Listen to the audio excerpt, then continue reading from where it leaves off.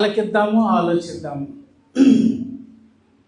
పరలోకమందున్న ప్రేమగల మా కన్న తండ్రి, పరిశుద్ధుడా, మహోన్నతుడా, ఘనమైన దేవా, స్తుతులకు పాత్రుడా, అత్యున్నత సింహాసనం మీద ఆసీనుడు అయిన దేవా, మీ పరిశుద్ధమైన పవిత్రమైన ఉన్నతమైన నామమునకు స్తుతులు, స్తోత్రములు, వందనములు నాయన. ఈ రీతిగానే అనే సమయాన్ని మమ్మల్ని అందరినీ కూడా మీ సన్నిధిలోనికి నడిపించిన విధానాన్ని బట్టి మీకు స్తుతులు చెల్లించుకుంటున్నాం దేవా. మట్టి దేహాల్లో ఉన్న బలహీనులుగా ఉన్న మమ్మల్ని నాయన మీ వాక్యాన్ని బట్టి బలపరచండి నాయన. మా సొంత తెలివితేటలతో కాకుండా నాయన మీ ఆత్మను బట్టి నాయన, ఆత్మ సంబంధమైన విషయములను ఆ రీతిగా మేము ఆలోచించి మీకు మరింత చేరువయ్యేలాగున, మీరు కోరుకున్న జీవితము ఈ మట్టి దేహాల్లో మేము కనుపరిచేలాగున మీ స్వాధీనమందు మమ్మల్ని ఉంచి కాచి కాపాడమని, ఈ లోకానికి శరీరధారిగా వచ్చి తన ప్రాణాన్ని పెట్టి అమూల్యమైన తన రక్తాన్ని మా కొరకు చిందింపచేసి మాకు విముక్తి ప్రసాదించిన మీ ప్రియ కుమారుడు, మా పరమరక్షకుడైన యేసుక్రీస్తు వారి అమూల్యమైన ఉన్నతమైన నామంలో ఈ ప్రార్థన మీకు సమర్పించుకుంటున్నాము మా పరమ తండ్రి, ఆమేన్. ప్రియ సంగమా, మరి పోయిన వారం నేను మన గ్రూప్లో దైవజనులైనటువంటి ఆర్ఆర్కే మూర్తి గారి ఒక ప్రసంగాన్ని పెట్టాను. విన్నారా ఎవరైనా? విన్నారా? ఏమర్థమైంది? ఆయన చాలా చక్కగా చెప్తారు, ఎందుకంటే ఆయన ఎంత గొప్ప బోధకులో మనకందరికీ తెలుసు. నా చిన్నప్పుడే నేను గ్రామంలో పెరుగుతున్నప్పుడు, అప్పటికి ఇంకా టేప్ రికార్డర్స్ కూడా లేవు, రేడియో ఉండేది. ప్రతి ఒక్కరికి రేడియో కూడా కొంతమంది ఇళ్లలో ఉండేది రేడియో. ఆ రేడియోలో ప్రతిరోజు సాయంకాలం 6 గంటలకి ఈ ఆర్ఆర్కే మూర్తి గారి ప్రసంగాలు వచ్చాయి. తెలుసా మీకు? ఏంటది? ప్రేమధార. ఎస్, ప్రేమధార. ప్రతిరోజు వినేవాళ్ళం. ప్రతి ఇంట అమూల్యమైన ఆయన స్వరం వినబడింది. చాలా నాకు ఇష్టమైన స్వరము. ఎన్నో ఆత్మీయ సంగతులు ఆర్ఆర్కే మూర్తి గారు మరి ఆ రోజుల్లో నుండే మరి ఆయన తెలియజేసి ఉంటున్నారు. ఇంతకీ ఆయన చెప్పిన ఆ ప్రసంగంలో 1000 ఏండ్ల పరిపాలన ఎప్పుడు ప్రారంభము అని చెప్పారు ఆయన. విన్నారా మీరు? వినుండరు. నేను ఎందుకు పెట్టానో కూడా మీకు గ్రహింపలేదే. ఆయన 1000 ఏండ్ల పరిపాలన ప్రారంభమైందని చెప్పారా, ప్రారంభం అవబోతుందని చెప్పారా? అది ఎందుకు పెట్టానంటే, నేను చెప్పాను కదా, మెజారిటీ 90% కంటే ఎక్కువ మంది ప్రారంభం అవబోతుంది 1000 ఏండ్ల పరిపాలన. ఎప్పుడు? ఆయన 2వ రాకడ అనంతరము అది ప్రారంభం అవబోతుంది. అదే ఆర్ఆర్కే మూర్తి గారు కూడా చెప్పడం జరిగింది. అందుకే దాన్ని ఏమన్నాను నేను? ఆ నమ్మకం ఉంచుకునే వాళ్ళని ఏమన్నాను? ఏ మిలీనియం? ప్రీ మిలీనియలిస్ట్స్ అంటారు వాళ్ళని. అంటే భవిష్యత్తులో పాలన జరగబోతుంది, ఇప్పుడు కాదు. ఆయన 2వ రాకడలో పునరుద్ధానము చెందిన పరిశుద్ధులతో ఆయన 1000 ఏండ్లు భూమి మీద పరిపాలించబోతున్నాడు.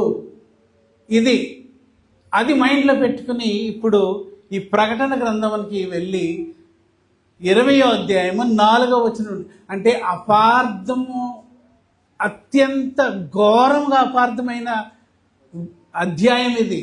అందుకే ఈ 20వ అధ్యాయంలో నేను ఎందుకు మైండ్ పెడుతున్నానంటే, మన ఫౌండేషన్ అంతా ఇక్కడే ఉంటుంది. దేన్ని మనం నమ్ముతున్నాము, ఏంటి అసలు మన స్థితి ఏంటనేది మనకి తెలియజేస్తుంది అనమాట. నేనేదో చెబుతున్నానని నమ్మేకండి సుమా. మీరు ఆలోచించండి, ఆలోచించి ఏది వాస్తవముగా ఉందో మీరు పట్టుకోవాలి. ఓకే? ఎందుకంటే పెద్ద పెద్ద బోధకులు ఎలా చెప్పారంటే, వాళ్ళు ఎలాగ అర్థం చేసుకున్నారు, ఇంతకీ అలాగుందా లేదో అనేది మనము ఇక్కడ ఆలోచిద్దాం. ఓకే, 4వ వచనం నుండి, అంతటా సింహాసనములను చూస్తున్నది ఎవరు? అపోస్తలుడైన యోహాను గారు పరవాసిగా ఎక్కడున్నాడు? పద్మాసు ద్వీపంలో ఉంటూ, ఆయన ఖైదీగా ఉంటూ దేవుడిచ్చిన దర్శనంలో ఇది చూస్తున్నాడు. ఏం చూస్తున్నాడు? సింహాసనములను చూచితిని, వాటి మీద ఆసీనులై ఉండి వారికి విమర్శ చేయుటకు అధికారము ఇయ్యబడెను. ఇది గత వారం మనం ఆలోచించాము. ఇంతకీ భూమి మీద అంటే మనం ఇప్పుడు నమ్ముతున్నది ఏంటంటే 1000 ఏండ్ల పరిపాలనలో మనము ఉన్నాము అని కదా మనం నమ్ముతున్నాము. అవును, మరి ఈ పరిపాలనలో ఉన్న వారికి సింహాసనాలు ఏమన్నా కనబడుతున్నాయా? భౌతికమైన సింహాసనాలు, రాజు కూర్చునే సింహాసనము, కిరీటము, అలాంటిది ఏమన్నా కనబడుతున్నాయంటే కనబడటం లేదు. మరి ఈ సింహాసనం మీద కూర్చుని పరిపాలన చేసిన వారు ఎవరైనా మనకు కనపడ్డారా బైబిల్లో? 1000 ఏండ్ల పాలనలో సింహాసనాల మీద కూర్చుని పరిపాలన చేసిన వాళ్ళు ఎవరైనా కనపడ్డారా? ఎవరు కనపడలేదా? మరి యేసుక్రీస్తు వారు చెప్పిన మాట అబద్ధమా? ఎక్కడ చెప్పారు అది గత వారం? మర్చిపోయారా? మత్తయి సువార్త చెప్పండి, ఎక్కడ? 19:27. మేమంతా విడిచిపెట్టి నిన్ను వెంబడిస్తున్నాం ప్రభువా, మాకేమి దొరుకుతుంది అని పేతురు గారు యేసుక్రీస్తుని ప్రశ్నించినప్పుడు ఆయన చెప్పిన సమాధానం ఏంటి? చూడండి అది ఎలా ఉందో. మత్తయి 19వ అధ్యాయము 27-28 వచనాలు.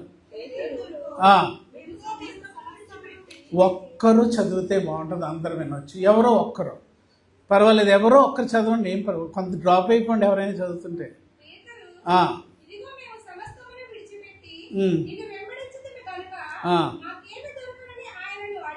Okay, very good. ఆగమ్మా, ఏమి దొరుకుతుంది? మేము ఇదంతా విడిచిపెట్టి నిన్ను ఎప్పుడు? భూమి మీద చనిపోయాక. భూమి మీద ఉన్నప్పుడే ఈయన అడుగుతున్న ప్రశ్న పేతురు గారు, మేమంతా విడిచిపెట్టి నిన్ను వెంబడిస్తున్నాం కదా ప్రభు, మాకు ఏమి దొరుకుతుంది ఎందుకే అని అడుగుతున్నాడు. తర్వాత యేసు వారితో ఇట్లనని. ఓకే, ప్రపంచ పునర్జననమందు మనుష్య కుమారుడు తన మహిమగల సింహాసనము మీద ఆసీనుడై ఉండినప్పుడు నన్ను వెంబడించిన మీరును 12 సింహాసనముల మీద ఆసీనులై ఇశ్రాయేలు 12 గోత్రముల వారికి తీర్చారా తీర్చలేదా? తీర్చారా తీర్చలేదా? తీర్చలేదన్నారు అనుకోండి. మరి యేసుక్రీస్తు వారు చెప్పిన మాటకు అర్థం ఏంటి? అంటే చనిపోయి పునరుద్ధానము చెందిన తర్వాత పాలనలో పాల్గొంటారు అన్నారా? దానికి క్లూ వర్డ్ ఏదో చెప్పండి మీరు. అక్కడ క్లూ వర్డ్ ఏది? ఎప్పుడు? ఎప్పుడు? ప్రపంచ పునర్జననమందు. ప్రపంచ లేకపోతే కింద ఫుట్ నోట్లో పునఃస్థితి స్థాపన. అది అయిపోయిందా? అవ్వబోతుందా? ప్రీ మిలీనియం వాళ్ళు నమ్మేది ఏంటంటే ప్రపంచ పునర్జననం అంటే ఈ భూమి అంతా మిక్కటమైన వేండ్రముతో లయమైపోతుంది, కొత్త ఆకాశము క్రొత్త భూమి వస్తుంది అప్పుడు అన్నారు క్రీస్తు. కాబట్టి ఎప్పుడు జరగబోతుంది? ఇది వచ్చే లోకములో జరగబోతుంది. అదే కదా అక్కడ. ఇంతకీ ప్రపంచ పునర్జననం అంటే ఏంటి? నూతన సృష్టి, అంతే కదా. నూతన సృష్టి. 2 కొరింథీ 5:17. 2 కొరింథీ 5:17 ఏముంది అక్కడ? ఎవడైనను క్రీస్తునందున్న ఎడల అంత వచ్చేసింది. లింక్ సమాధానం దొరికిందా? ఎవరు నూతన సృష్టి? ఎవరైతే క్రీస్తులో ఉంటారో వాళ్ళు ఏంటి? ఇప్పుడా జరగబోయేదా? ఇప్పుడే. చూసారా ఎలాగ అపార్థమవుతుందో? వాక్యముతో వాక్యమే జోడించి ఆలోచిస్తున్నాం ప్రియ సంగమా. నా సొంత ఆలోచన ఏమి ఇక్కడ నేను చెప్పటం లేదు. ఎవడైనాను క్రీస్తునందున్న ఎడల వాడెవరు? అదే ప్రపంచ పునర్జననం అంటే. సో ఇప్పుడు ఎప్పుడు సింహాసనాల మీద ఉండి వాళ్ళు విమర్శ చేశారంటే క్రీస్తుని వెంబడించిన 12 మంది శిష్యులు వాళ్ళకిచ్చిన బాధ్యత యేసుక్రీస్తు వారు, మీరు 12 సింహాసనముల మీద ఉండి ఇశ్రాయేలీయుల 12 గోత్రములకు, వాళ్ళ ఇశ్రాయేలీయుల దగ్గరికే కదా సువార్తను మోసుకెళ్ళింది, అవునా కదా? మరి బయటికి మోసుకెళ్ళింది ఎవరు? 13వ అపోస్తలుడు. 12 మందిలో కాదు. బయటికి సువార్త అన్యజనులకు దగ్గరికి తీసుకెళ్ళింది ఎవరు? అపోస్తలుడైన పౌలు, 13వ అపోస్తలుడు. మరి వీళ్ళు ఎక్కడైనా సింహాసనాల మీద కూర్చున్నారా? ఎక్కడ కూర్చున్నారు? వాళ్ళు తినడానికి తిండి కూడా లేదు వాళ్ళకి. నిజంగా దైవ సేవకులు ఎలా ఉంటారంటే చాలా తగ్గించుకుని, వాళ్ళు ఈ లోకం మీద ఎటువంటి ఆశలేమి పెట్టుకున్నట్లుగా మనకి కనబడదు. ఏ రోజు ఆహారం ఆ రోజే వాళ్ళకి దొరికేది. అందుకే వాళ్ళు సువార్తకు వెళ్ళేటప్పుడు ఏమని చెప్పారు యేసుక్రీస్తు? మీరు సంచినైనను జాలినైనను చెప్పులనైనను ఏమీ ఎప్పటి ఆహారం మీకు అప్పుడు ఇవ్వబడుతుంది. మీరు వెళ్ళండి, గ్రామాలని దర్శించండి, ఏదన్నా ఇంటికి వెళ్ళినప్పుడు సమాధానము మీ మీదకి వచ్చును గాక అని చెప్పండి. ఎవరైనా మిమ్మల్ని ఇష్టపడి చేర్చుకుంటే ఆ గృహములో మీరు బస చేయండి. మీరున్నన్ని రోజులు ఆ గృహంలో ఉన్న వాళ్ళు మీకు ఏదిస్తే అది తినండి, తాగండి, మీకు ఇవ్వబడుతుంది, అది ధన్యత అని క్రీస్తు వారు చెప్పి పంపించారు. సింహాసనాల మీద కూర్చోమని ఎక్కడన్నా వాళ్ళు కూర్చుని వైభవాన్ని అనుభవించినట్లుగా ఎక్కడైనా మనకు కనబడుతుందా? అందుకే సింహాసనం అనగానే భూ సంబంధమైన సింహాసనాలని మనము అనుకోకూడదు. ఓకే, ఇప్పుడు మళ్ళా చదువుతున్నాను చూడండి. ఎక్కడున్నాం మనము? ప్రకటన గ్రంథం 24 నుండి మళ్ళీ వెళ్ళిపోతాం. ప్రకటన గ్రంథం 24 నుండి మళ్ళా చదువుతున్నాను చూడండి. అంతటా సింహాసనములను చూచితిని, వాటి మీద ఆసీనులైయుండు వారికి విమర్శ చేయుటకు అధికారము. దేన్ని బట్టి విమర్శ? ఇప్పుడు కూడా మీ దగ్గరికి విమర్శ వస్తుంది. దేన్ని బట్టి? వాక్యం ఇదే విమర్శ చేస్తుంది. నేను చెప్పే మాట నాది కాదు, దేవుని మాట. అదే విమర్శ, అదే జడ్జిమెంట్ అన్నమాట. విమర్శ చేశారు వాళ్ళు దేవుని వాక్యాన్ని బట్టి. అధికారం ఇవ్వబడెను, మరియు క్రూర మృగమునకైనను దాని ప్రతిమకైనను నమస్కారము చేయక తమ నొసళ్ళ యందు గాని చేతుల యందు గాని దాని ముద్ర వేయించుకొనని వారిని యేసు విషయమై తామిచ్చిన సాక్ష్యము నిమిత్తమును దేవుని వాక్యము నిమిత్తమును శిరచ్ఛేదనము చేయబడిన. శిరచ్ఛేదనము అంటే ఏంటి? హతసాక్షులు అయిపోయారు వీళ్ళు. ఎక్కడ? అపోస్తలులు అందరూ చంపబడ్డారా? దారుణంగా చంపబడ్డారు. వాళ్ళు ఎందుకు చంపబడ్డారు? సువార్తను మోసుకెళ్ళారు, మంచి మాటను సమాజంలోనికి తీసుకుని వెళ్ళారు, గళమెత్తి చెప్పారు, క్రీస్తుని గురించి గొప్పగా చెప్పారు, క్రీస్తుకి సాక్షులుగా నిలబడ్డారు. అందు నిమిత్తము క్రూర మృగం ఏం చేసింది? చంపేసింది. క్రూర మృగం అనగానే దుష్టుని సంబంధులు. ఇప్పుడే రీసెంట్గా జరిగిన అమెరికాలో తెలుసు కదా, అది దారుణమైన సంగతి. ఎవరైనా చార్లీ కర్క్ గారు 30 సంవత్సరాలు, ఎంత ఆయనకి? 31 సంవత్సరంలో క్రీస్తు గురించి ఎంత ఉన్నతంగా చాటి చెప్పాడు చూసారా? ఎంత పెద్ద దేశంలో యువతని కదిలించేశాడు క్రీస్తుని గురించి చెప్పడంలో. 31 సంవత్సరంలో అల్లకల్లోలం చేశాడు అమెరికాని. కాలేజీల దగ్గరికి వెళ్ళి డిబేట్లు పెట్టి, మన అప్లికేషన్లు ఇది వరకు ఏముండేది? మేల్ ఆర్ ఫీమేల్, స్త్రీ లేక పురుషుడు. అమెరికాలో ఇప్పుడు ఏముంటాయో తెలుసా? LGBT అంటే లెస్బియన్స్, స్త్రీలతో స్త్రీలు. G అంటే గే, పురుషులతో పురుషులు. B అంటే బైసెక్షువల్స్, స్త్రీలతోటి పురుషులతోటి. నిరభ్యంతరంగా చెప్పచ్చు, ఇది ఇప్పుడు అమెరికాలో ఉన్నదే. అలాగే T అంటే ట్రాన్స్సెక్షువల్, మగవాళ్ళు ఆడవాళ్ళుగా మారిపోవటం, ఆడవాళ్ళు మగవాళ్ళుగా మారిపోవటం, దారుణమైన పరిస్థితుల్లోకి ఈ పాశ్చాత్య దేశాలు వెళ్ళిపోయాయి. చిన్న వయసులోనే క్రీస్తుని స్వీకరించిన ఆ చార్లీ కర్క్ గారు యేసు గురించి ఎంతో ఉన్నతంగా చెప్పి, ఇదంతా చాలా ఘోరమైన పని మీరు చేస్తున్నారు, ఇది దైవ విరుద్ధమైన క్రియ అని గలమెత్తి చెబితే మంచిని స్వీకరించారా, తుంచేశారా? ఎలా చంపారు చూసారా? ఇక్కడ కాల్చారు. అంటే గలము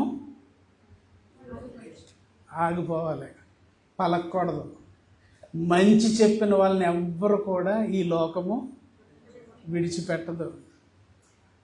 ఎంతోమంది సేవకులు మన దేశంలోనే బైబిల్ పట్టుకుని సంచి వేసుకుని చెప్పులు సరిగ్గా ఉండే వాళ్ళకి వాళ్ళు వెళ్తుంటే ఎంత అవమానం చేస్తున్నారు చూస్తున్నారు కదా. వాళ్ళు ఏమన్నా సింహాసనాల మీద కూర్చున్నట్టుగా మీకు ఏమన్నా కనబడుతుందా? నిజమైన బోధకుల గురించి నేను చెప్పేది, రంగురంగుల దుస్తులు వేసుకునే బోధకుల గురించి కాదు. నిజంగా భారము కలిగి ప్రచురిస్తున్న వాళ్ళు చాలామంది ఉన్నారు మన దేశంలో కూడా. కానీ విడిచిపెడుతున్నారా? అవమానిస్తున్నారు, అడుగడుగున పేడ నీళ్ళు వేసి కొడుతున్నారు ముఖం మీద. చూడండి ఎంత దారుణమో. హతసాక్షులు అయిపోయారు. ఎక్కడ ఇదంతా ఎక్కడ చంపబడ్డారు? భూమి మీద క్రీస్తు కొరకు బ్రతికినప్పుడు వాళ్ళు చంపబడ్డారు. మళ్ళీ చదువుతున్నాను చూడండి. మరియు క్రూర మృగమునకైనను దాని ప్రతిమకైనను, అంటే క్రూర మృగానికి నమస్కారం చేయట్లేదు, ఈ లోక మర్యాదకి వాళ్ళ తల వంచట్లేదు. తమ నొసలు ఎందు గాని చేతులు ఎందు గాని దాని ముద్ర వేయించుకొనని వారిని యేసు నిమిత్తమై తామిచ్చిన సాక్ష్యము నిమిత్తమును దేవుని వాక్యము నిమిత్తమును శిరచ్ఛేదనము చేయబడిన వారి ఆత్మలను దేన్ని చూశాడు యోహన్ గారు? చచ్చిపోయిన వాళ్ళ ఆత్మలను. మళ్ళా దేన్ని చూశాడు యోహన్ గారు? హతసాక్షులైపోయిన వారి ఆత్మలను చూశాను. ఇప్పుడు చూడండి నెక్స్ట్ సెంటెన్స్ ఎలాగుందో. వారు ఎవరు? చనిపోయిన వారు. ఎక్కడ చనిపోయిన వారు? భూమి మీద క్రీస్తు కొరకు బ్రతికి చంపబడిన వారు. చనిపోయిన వారు కాదు, ఎవరి వల్ల?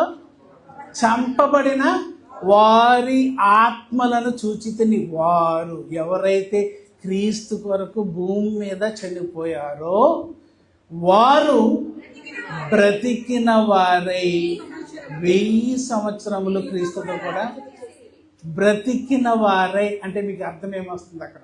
వారు బ్రతికిన వారై క్రీస్తుతో కూడా 1000 సంవత్సరములు రాజ్యము చేసేది. మీరు ఆలోచిస్తే ఏమని వస్తుందో అర్థం అక్కడ? ఎలా బ్రతికారు వాళ్ళు?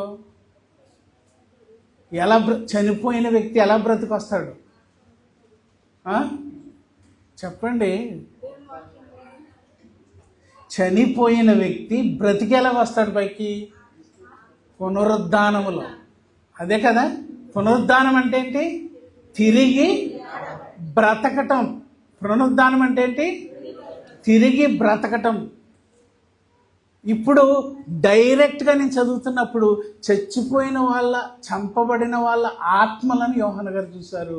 వాళ్ళు బ్రతికొచ్చారు. ఎలా బ్రతికొచ్చారంటే పునరుద్ధానము చెంది వచ్చి క్రీస్తుతో కూడా 1000 సంవత్సరములు రాజ్యం చేశారు. ఇది భవిష్యత్తులో జరుగుతున్నట్టుగా ఉందా లేదా? ఎందుకు? పునరుద్ధానం ఎప్పుడు జరగబోతుంది? రెండవ రాకడలో. ఏ పునరుద్ధానము? అపోస్తుల ప్రమాణంలో చదివారు. ఏ పునరుద్ధానం అది? ఏం చదువుతున్నారండి? అలా ప్రమాణం చదువుతున్నప్పుడు మైండ్లో ఏమన్నా పెట్టుకున్నారు? ఏ పునరుద్ధానాన్ని నేను నమ్ముతున్నాను? చివరిలో శరీర, చదివామా లేదా? శరీర పునరుద్ధానము ఉందని నమ్ముచున్నాను. శరీర పునరుద్ధానము జరిగిందా? జరగబోతుందా? జరగలేదు. శరీర పునరుద్ధానము జరగబోయేది ఎప్పుడు? రెండవ రాకడలో. అదే ప్రీ మిలీనియలిస్టులు నమ్మేది. అలాగే ఉంది కదా అక్కడ. అలాగే ఉందా లేదా? మరి అది అలాగే ఉంది. ఆర్ఆర్కే మూర్తి గారు కూడా అదే చెప్పారు. ఆయన రెండవ రాకడలో పునరుద్ధానము చెందిన పరిశుద్ధులతో ఆయన 1000 ఏండ్లు పరిపాలించబోతున్నాడు భవిష్యత్తులో. బాగుంది. ఇప్పుడు నేను ఇంకొకలాగా చెప్తాను దాన్ని. రాత్రిపూట యూదుల అధికారి అయిన పరిసయ్యుడు ఒకడు యేసుక్రీస్తు దగ్గరికి వచ్చాడు. ఎవరో వచ్చి ఏమడిగారు? బోధకుడా, నీవు పైనుండి వచ్చిన బోధకుడు అని తెలుసు, లేకపోతే నీవు చేస్తున్న అద్భుత కార్యములు సూచక క్రియలు ఎవడు చేయగలడు అని నికోదేము యేసుక్రీస్తుతో అన్నప్పుడు యేసుక్రీస్తు వారు ఏమని చెప్పారు? యోహాను సువార్త 3వ అధ్యాయం. అందరు తీయండి. ఎందుకంటే మనకి ఇప్పుడు లింక్ తేలాలి, లేకపోతే ప్రమాదం. 3వ అధ్యాయం యోహాను సువార్త. అందుకు యేసు 3వ వచనము అతనితో, అంటే నికోదేముతో,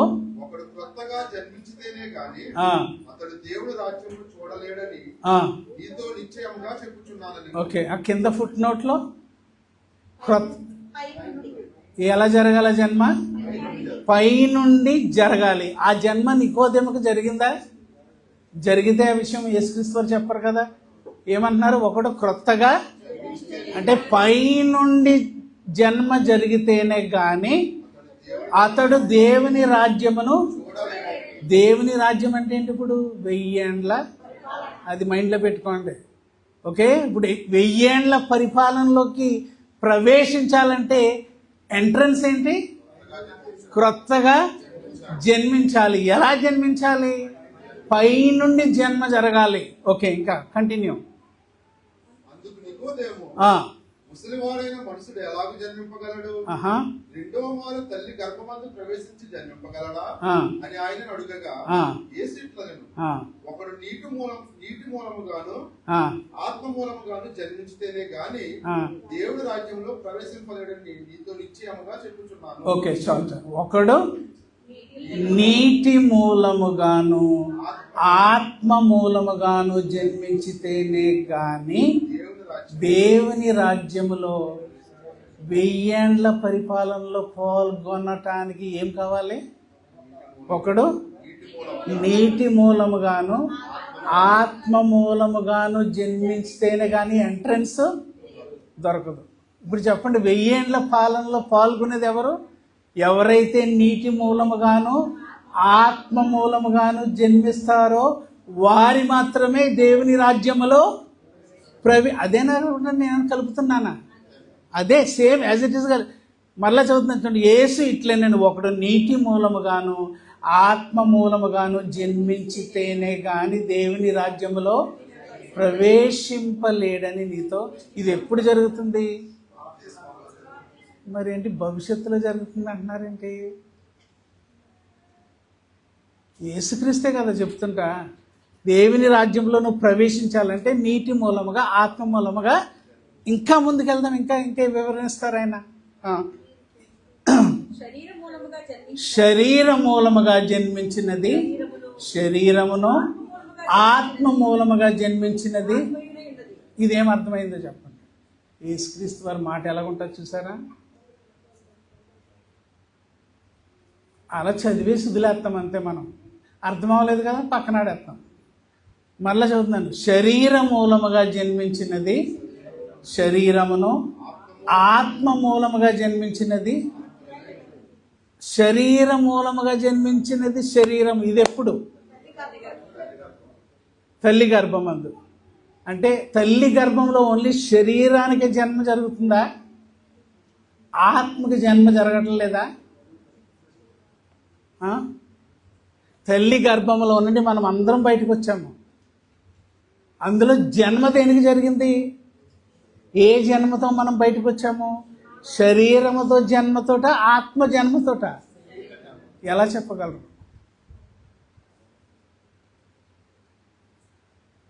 ఇక్కడే ఆలోచించాలి. మరి ఆత్మ జన్మ జరగలేదు అక్కడ, ఎలా చెప్పగలరు?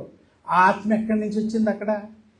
మీ తల్లి గర్భంలో మీకు ఇవ్వబడిన ఆత్మ ఎక్కడి నుంచి వచ్చింది? శరీరం ఎక్కడి నుంచి వచ్చిందో చెప్పండి. పోనీ తల్లి గర్భంలో వచ్చింది, అంతే కదా.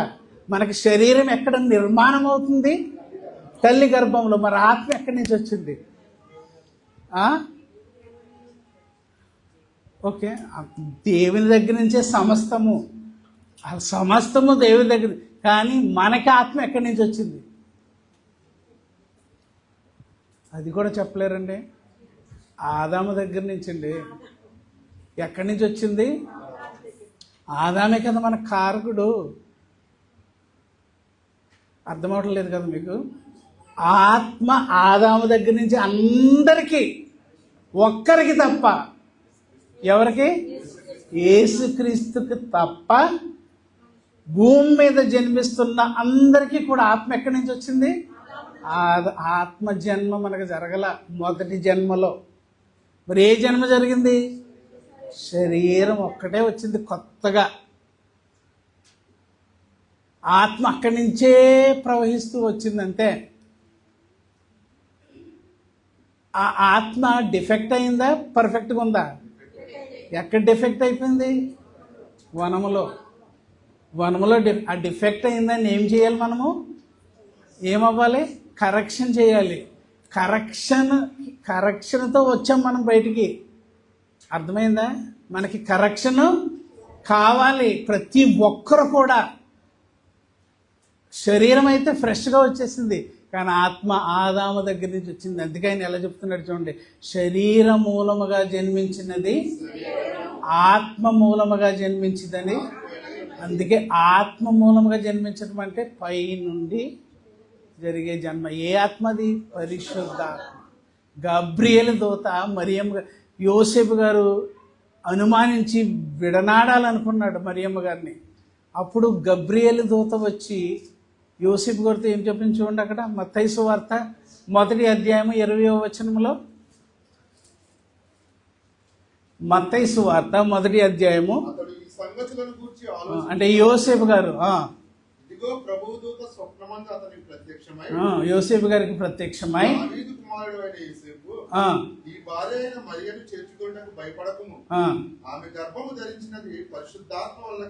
ఎలా కలిగింది గర్భము? మనకి పరిశుద్ధాత్మ వలన కలిగిన గర్భమా? కాదు. యేసుక్రీస్తుకి భూ సంబంధమైన తండ్రి ఉన్నాడా? యేసుక్రీస్తుకి భూ సంబంధమైన తండ్రి ఉన్నాడా? లేడు. కన్యక గర్భము ధరించి కుమారునికి అంది. కన్యక, పురుషుని ఎరుగని స్త్రీ, పురుషుని ప్రవయం లేదు. మరి ఎలా జరిగింది గర్భం అనేది? దూత ఏమని చెప్తుంది? పరిశుద్ధాత్మ వలన గర్భము ధరించి. అది ఒక్కరే. ఎవరైనా ఆయన జన్మ ఎలా జరిగింది? పై నుండి జరిగిన. మరి ఇప్పుడు నికోదేముతో యేసుక్రీస్తు వారు అంటున్న మాట ఏంటి? ఒకడు క్రొత్తగా పై నుండి జన్మిస్తే గాని దేవుని రాజ్యాన్ని చూడలేడు, ప్రవేశింపలేడు. ఇంకా బాగా చెబుతూ, ఒకడు నీటి మూలముగాను ఆత్మ మూలముగాను జన్మించితేనే గాని దేవుని రాజ్యములో ప్రవేశింపలేడని నేను మీతో నిశ్చయముగా. శరీర మూలముగా జన్మించినది శరీరమును, ఆత్మ మూలముగా జన్మించినది ఆత్మయునై ఉన్నది. ఎన్ని జన్మలు అక్కడ? 2. శరీర మూలముగా జన్మించిన జన్మ ఏంటి? మొదటి జన్మ. ఆత్మ మూలముగా జన్మించే జన్మ రెండవ జన్మ. అదే పునర్జన్మ, పునఃస్థితి, స్థాపన, ప్రపంచ పునర్జననమందు అన్నాడు కదా, అదే. ఇప్పుడు ఎవడైనాను క్రీస్తునందు ఉన్న ఎడల వాడు నూతన. ఇంకొంచెం ముందుకెళ్దాం, కొంచెం ముందుకు చదవండి. 7వ వచనం.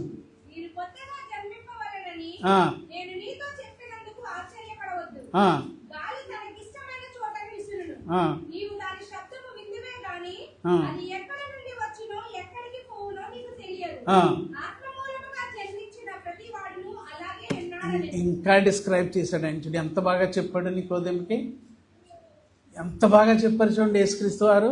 అంటే ఆత్మ మూలముగా జరిగే జన్మ కంటికి కనబడతాదా, కనబడదా?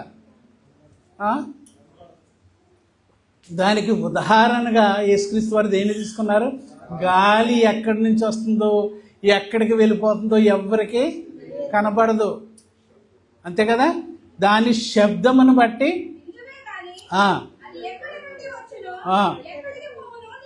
తెలియదు.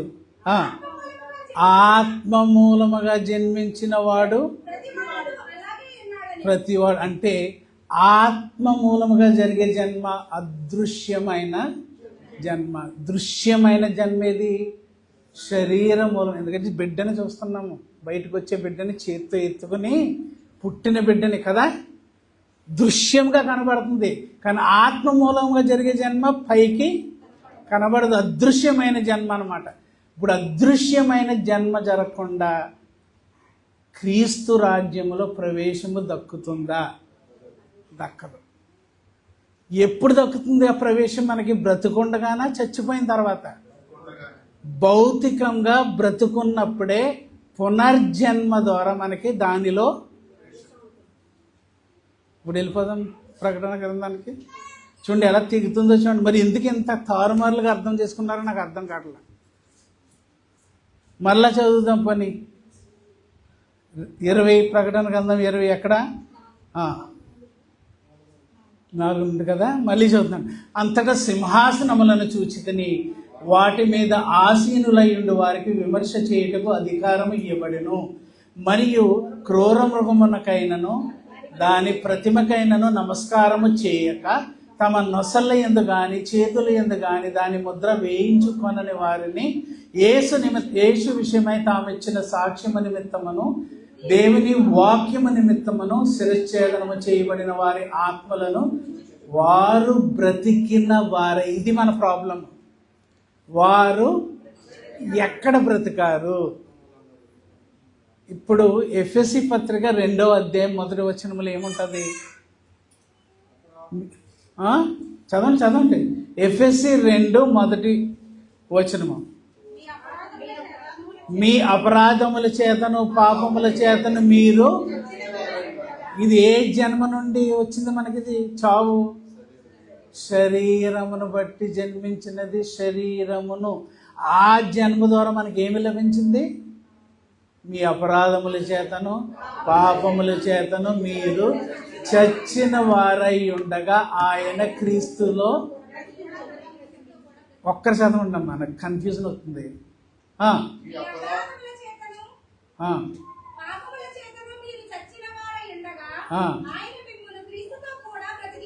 ఆయన మిమ్మును క్రీస్తుతో కూడా. ఎక్కడ బ్రతుకుతున్నాము?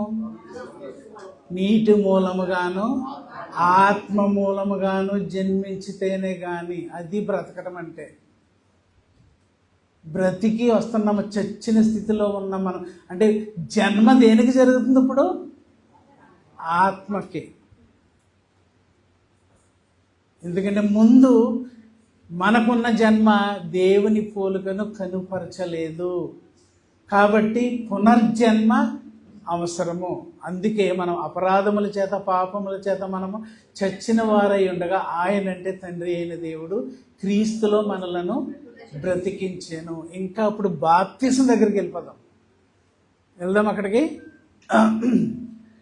1 కొరింథీయులకు రాసినటువంటి పత్రికకి వెళ్దాం ఒకసారి. 15వ అధ్యాయం. 1 కొరింథీయులకు రోమీయులకు రాసినటువంటి పత్రిక 6వ అధ్యాయం. రోమీయులకు రాసినటువంటి పత్రిక 6వ అధ్యాయము 3 నుండి మనం చదువుదాం. 6వ అధ్యాయము 3 నుండి. నేనే స్లోగా చదువుతాను, మీరు జాగ్రత్తగా వినండి, ఎందుకంటే దానికి మీ మైండ్లోకి వెళ్ళాలి. అది క్రీస్తు యేసులోనికి బాప్తిస్మము పొందిన మనమందరము, అంటే సంఘములో ఉన్న వాళ్ళని ఉద్దేశించి మాట్లాడుతున్నారు పౌలు గారు. సంఘంలోనికి ప్రవేశం ఎలా జరుగుతుంది? బాప్తిస్మమును బట్టి. క్రీస్తు యేసులోనికి బాప్తిస్మము పొందిన మనమందరము ఆయన మరణములోనికి బాప్తిస్మము పొందితమని మీరు ఎరుగరా? తెలుసా తెలీదా? బాప్తిస్మలో ఏం జరుగుతుందో కూడా చాలామందికి తెలియదు. నీటిలో మునిగి లేవటం అనుకుంటున్నారేమో. బాప్తిస్మలో మొట్టమొదటిగా దేంట్లో పాలు పంపులు తీసుకుంటున్నాం మనము?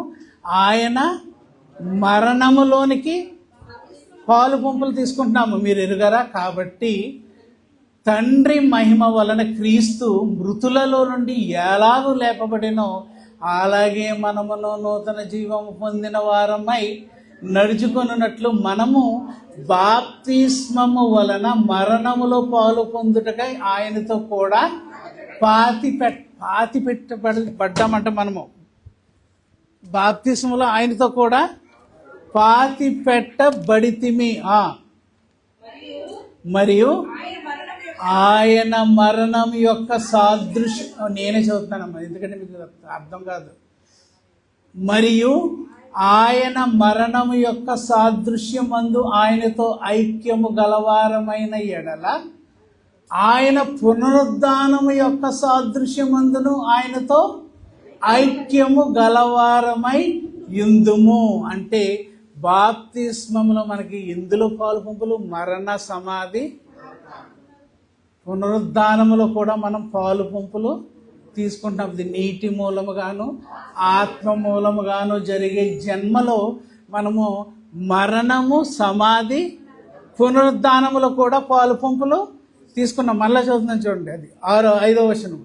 మరియు ఆయన మరణము యొక్క సాదృశ్యమందు ఆయనతో ఐక్యము గలవారమైన ఎడల ఆయన పునరుద్ధానము యొక్క సాదృశ్యమందును ఆయనతో ఐక్యము గలవారమై ఇందుము. ఏమనగా మనమికను పాపములకు దాసులము కాకుండుటకు పాప శరీరము నిరర్ధకమగునట్లు మన ప్రాచీన స్వభావము ఆయనతో కూడా సిలువ వేయబడినని ఎరుగుదము. చనిపోయిన వాడు పాప విముక్తుడని తీర్పు. అంటే బాప్తిస్మములో మనము పునరుద్ధానములో పాల్గొంటున్నామా? సాదృశ్యము. మొట్టమొదటి పునరుద్ధానం చెందింది ఎవరు చెప్పండి? మొట్టమొదటి పునరుద్ధానము చెందిన నరుడు ఎవరు? యేసుక్రీస్తు. ఒప్పుకుంటారా? ఒప్పుకుంటారు. మనం ఇంకా పొందామా? చనిపోయిన వాళ్ళు ఎవరైనా పొందారా? లేదు. శరీర పునరుద్ధానం ఇంకా. దానికి సాదృశ్యమే మన విశ్వాసం. ఏంటి? బాప్తిస్మలో ఆయన నా నిమిత్తము చనిపోయి సమాధి చేయబడి మృత్యుంజయుడై తిరిగి లేచాడు. నేను కూడా చనిపోయినను తిరిగి లేస్తానని ముందుగానే దానికి సాదృశ్యమందు నేను పాలు పంపులు తీసుకుంటున్నాను. ఇదే మొదటి. ఇప్పుడు ప్రకటన గ్రంథానికి వెళ్ళి ముగించుకుందాం. చూడండి, మీకు అర్థమవుతుంది. ఇప్పుడు అంత తేలిగ్గా అర్థమైపోతుంది అనుకుంటున్నారు. బైబిల్లో గొంతు చించుకుంటున్నాను ఇక్కడ. అంటే రెండవ రాకడలో జరిగే, అంటే ఆ రెండవ రాకడ కాదండి. ఇప్పుడు ఎందుకు? తిందుము త్రాగుదుము, ఇది మనకు అనిపించేది వెంటనే ఫీలింగ్. బిర్యానీ తినేద్దాం, టీ తాగేద్దాం, హ్యాపీ. అది ఎప్పుడో జరుగుతుంది అంటండి. ఎప్పుడోనూ ఎప్పుడు రావాలి, ఎవడు చూశాడు? చూసారా ఎలాగ బలహీనం అయిపోతాము? అది ఇప్పుడే జరుగుతుంది కదా. చూద్దాం ఒకసారి. ఇప్పుడు మరి 20కి వెళ్ళిపోదాం. చూడు, ప్రకటన గ్రంథం 20. వారు బ్రతికిన వారే. ఇప్పుడు చెప్పండి, ఎక్కడ బ్రతికారు? అంటే క్రీస్తుతో కూడా రాజ్యము చేసి చనిపోయారా, చేయకుండా చనిపోయారా? ఎలా చేసి చనిపోయారు? బ్రతికి. ఎక్కడ బ్రతికి? పునరుద్ధానం సాదృశ్యము. పునరుద్ధానము యొక్క సాదృశ్యమందు వాళ్ళు బ్రతికి రాజ్యము చేసి చనిపోయారు. మళ్ళీ చదువుతున్నాను చూడండి. వారు బ్రతికిన వారై 1000 సంవత్సరములు క్రీస్తుతో కూడా రాజ్యము చేసిరి. చెయ్యబోతారు కాదు, ఏంటి? చేసిరి. తర్వాత ఆ 1000 సంవత్సరములు గడిచి వరకు కడమ మృతుకులు అంటే మృతులు అంటే ఎవరో చెప్పండి. ఇది వరకు చెప్పాను నేను. అందుకే అసలు ఎవ్వరు కూడా బ్రతకనోళ్ళు. శరీరమును బట్టి జన్మించినది శరీరము, అక్కడ ఆగిపోయిన వాళ్ళు. ఆత్మను బట్టి జన్మించినది ఆత్మ, అది జరగనోళ్ళు.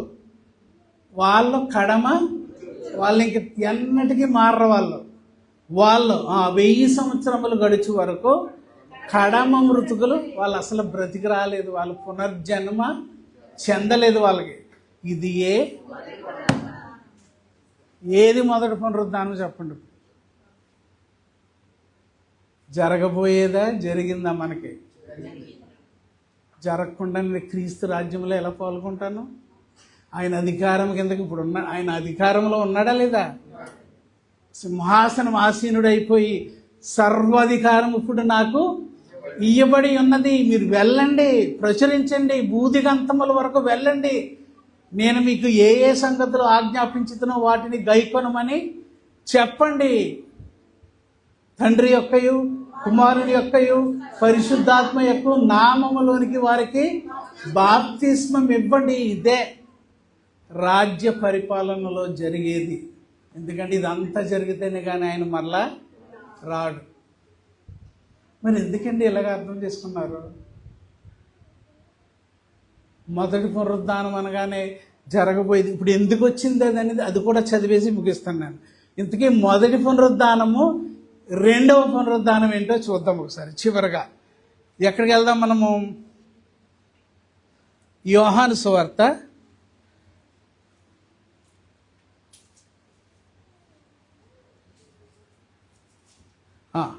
యోహాను సువార్త ఒకసారి 1 కొరింథీ కూడా చదివేద్దాము. 1 కొరింథీ 15:21 నుండి. 1 కొరింథీ 15:21 నుండి. ఇంకా అయిపోయింది. ఒకసారి 1 కొరింథీ 15:21 నుండి ఇప్పుడు చదవండి.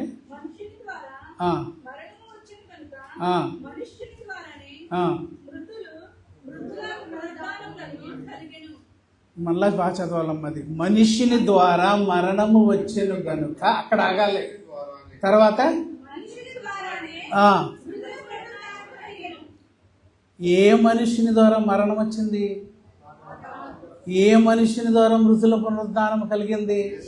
అది వెరీ గుడ్. తర్వాత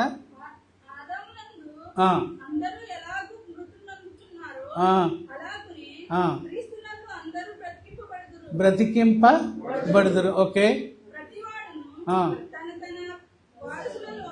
వరుసలోనే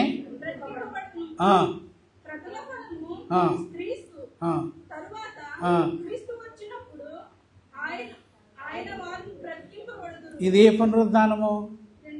జరగబోయేది. ఓకే, జరగబోయేది అదే శరీర పునరుద్ధానము.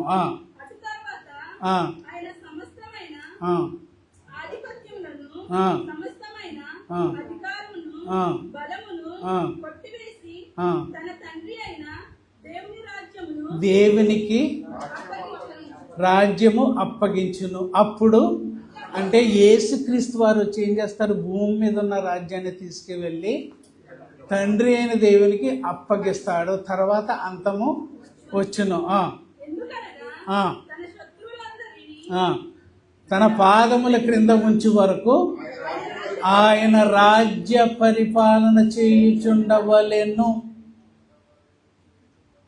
ఎప్పటి వరకు రాజ్య పరిపాలన చేయాలి ఆయన? తన శత్రువులనందరినీ తన పాదముల క్రింద ఉంచు వరకు ఆయన రాజ్య పరిపాలన. అందుకే ప్రభువు, నా ప్రభువుతో ఏమన్నాడు అన్నారు దావీదు గారు? సెలవిచ్చిన వాక్కు ఏంటది? వచ్చిన సింహాసనం మీద కూర్చుని పరిపాలన. కీర్తన 110 చదవండి.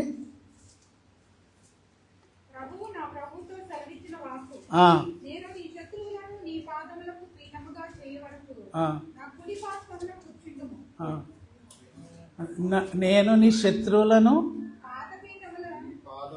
సరిగ్గా, అయ్యి బాబోయ్ నాకు బుర్ర హీటెక్, ఒక్కలు చదవండి.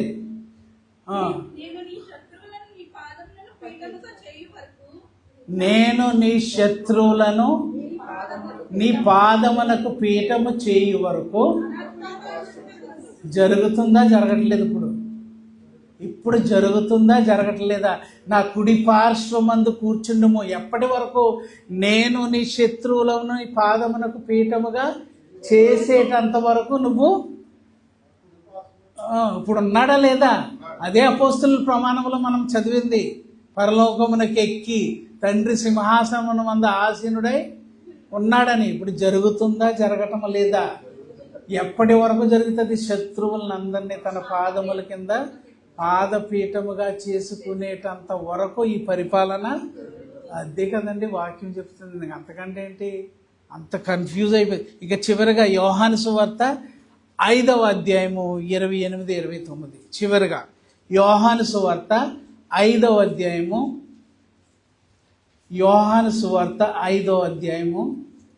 28, 29 వచనాలు. నేనే చదువుతున్నాను, నమ్మకం కంగారు పడకండి. దీనికి ఆశ్చర్యపడకుడి, ఒక కాలము వచ్చుచున్నది, ఆ కాలమున సమాధులలోనున్న వారందరూ ఆయన శబ్దము విని మేలు చేసిన వారు జీవ పునరుద్ధానమునకును, కీడు చేసిన వారు తీర్పు పునరుద్ధానమునకును బయటికి. ఎన్ని పునరుద్ధానాలు? ఎన్ని ఎన్ని ఎన్ని గట్టిగా చెప్పడం అంటారండి. ఎన్ని పునరుద్ధానాలు? ఒక్కటే. చూసారా ఎంత మీరే పప్పులకు ఆలేస్తుంటే రెండు కనబడుతున్నాయి అక్కడ. మేలు చేసిన వారు జీవ పునరుద్ధానమునకును, అంటే ఇక్కడే ఉన్నారు ప్రీ మిలీనియలిస్టులు. మీరు అలాగే అర్థం చేసుకుంటున్నారు దాన్ని. అంటే 2 సార్లు లెగిస్తారా? వాళ్ళు ఒకసారి లెగుతారా? ఎన్ని బృందాలు? 2 బృందాలు. నీతిమంతులు ఇద్దరు ఒకేసారి లెగిసి వస్తారు బయటికి. కాకపోతే ఒకడు జీవ పునరుద్ధానానికి, జీవానికి, నిత్య జీవంలోకి వెళ్ళిపోతాడు. మరొకడు తీర్పులోకి వెళ్ళిపోతాడు, శిక్షలోకి వెళ్ళిపోతాడు. అది పునరుద్ధానము. ఇదే శరీర పునరుద్ధానము. ఎన్నో పునరుద్ధానము? 2వ పునరుద్ధానము. మొదటి పునరుద్ధానం ఏంటి? బాప్తిస్మములో జరిగేది. 1000 ఏండ్ల పరిపాలనలో పాల్గొనేటందుకు మొదటి పునరుద్ధానం జరగాలి. నిత్య జీవము పొందుకునేటందుకు 2వ పునరుద్ధానము, శరీర పునరుద్ధానము జరగాలి. అది జరగాలి. ఇది జరిగిపోయింది. ఒకవేళ నీకు జరిగిందో జరగలేదో ఇప్పుడు నువ్వు ఆలోచించుకో. మొదటి పునరుద్ధానమే నీకు జరగలేదనుకో, 2వ పునరుద్ధానికి నీకు ఆశ లేదు. ఎందుకంటే నువ్వు క్రీస్తు పాలనలో లేవు. మరి ఏ పాలనలో ఉన్నావు? అపవాది పాలనలో ఉన్నట్టు. మొదటి పునరుద్ధానములో పాలు పొందుకోకపోతే అపవాది పాలనలో ఇంకా నువ్వు నడుస్తున్నట్టు. ఏ మృతుడు నువ్వు? కడమ మృతుడు. అలాగుండకూడదు ప్రియ సంఘస్థుడా. అలాగొద్దు. మంచి మార్గంలోకి వెళ్ళిపోదాము. అదే క్రీస్తు చూపిన మార్గము. చార్లీ కర్క్ గారు ఆదర్శమే మనకి. ఏమన్నాడో తెలుసా? ఇంకా 3 నిమిషాల్లో నువ్వు చచ్చిపోతావు అని నీకు తెలిస్తే ఏం చేయాలనుకుంటున్నావు అని అడిగారు ఆయన్ని. ఏమన్నాడంటే, క్రీస్తు కొరకు చెప్పి. ఇదండి బ్రతకడం అంటే. మన కళ్ళ ముందు కనపడ్డాడు కదా ఒక మనిషి, 32 ఏళ్ళు, అంటే యవ్వన వయసు, చిన్న చిన్న పిల్లలు. మరి మనం ఎలాగున్నాం? ఒక్కసారి ఆలోచించుకోండి దైవజనులు. ప్రార్థించుకుందాం. పరిశుద్ధుడా, మహోన్నతుడా, ఘనమైన దేవా, నాయన మీ వాక్యం చదువుతుంటే భయం వేస్తుంది దేవా. నాయన ఇంత తేటగా నాయన మీ ఆత్మ ద్వారా ఉపదేశిస్తున్నందుకు స్తోత్రములు నాయన. మేము ఎక్కడున్నామో మమ్మల్ని మేము పరీక్షించుకుని నాయన తక్షణమే మీ కుమారుని ద్వారా మాకు ఇచ్చిన మార్గంలోనికి వచ్చేటట్లు ప్రతి బిడ్డ హృదయాన్ని మార్చండి దేవా. ఈ లోకము గతించిపోతుంది నాయన. గతించిపోయేది మాకు వద్దు నాయన. శాశ్వతమైన మీ లోకం మాకు కావాలి. కాబట్టి నాయన మీరు మీ కుమారుని ద్వారా స్థాపించిన ఈ పాలనలో మేము కూడా పాలు పంపులు తీసుకుని చివరి వరకు మా అడుగులు నాయన రాజ్యములో పరిపాలన కింద ఉంటూ నాయన మేము కూడా మీ సత్య సువార్తను ప్రచురించే బిడ్డలుగా మమ్మల్ని కూడా నిలబెట్టమని, ప్రతి ఒక్కరిని ఆత్మీయంగా బలపరచమని, మా నిమిత్తము త్వరలో మీరు పంపినైనా మీ ప్రియకుమారుడు మా పరమరక్షకుడైన యేసుక్రీస్తు వారి అమూల్యమైన నామములో ఈ ప్రార్థన మీకు సమర్పించుకుంటున్నాం మా పరమ తండ్రి. ఆమేన్. ఆమేన్. అందరికీ వందనాలు.